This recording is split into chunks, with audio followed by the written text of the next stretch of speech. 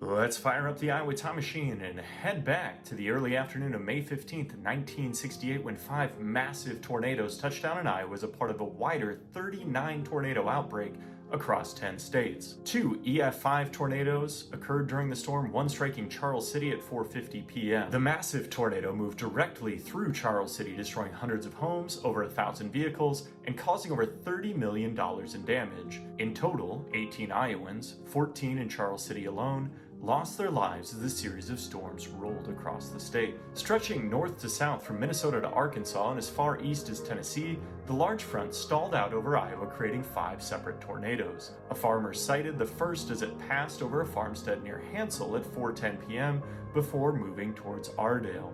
Local citizens spotted 2 separate tornadoes in the Ardale area, and many farms in the vicinity experienced significant damage. Moving rapidly northeast, the storm approached Charles City roughly half an hour later. The reported half-mile wide tornado ripped through the town from south to north, obliterating everything standing in the way. Reports detail 372 homes and 58 businesses destroyed in Charles City alone, as well as significant damage to hundreds more. Roughly 60% of the city saw significant damage. Residents north of the Iowa-Minnesota border in Leroy found debris traced back to Charles City, and a Floyd County Treasurer's Office check made its way all the way to St. Charles, Minnesota, over 70 miles away. At 4:57 p.m., further to the east, another F5 twister touched down southwest of Olwine. Warning sirens only sounded for about 15 seconds before the town's power failed, and residents scrambled for safety. The tornado moved from south to north through the main business district, destroying and damaging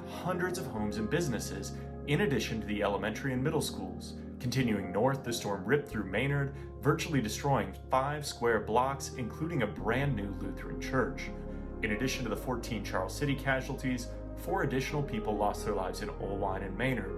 Hundreds more suffered serious injuries, and many more suffered from the experience of surviving one of the most deadly weather days in Iowa's history. Thanks for taking a trip in the Iowa time machine with me, Dr. Kevin Mason, and Notes on Iowa as we continue to explore Iowa's past.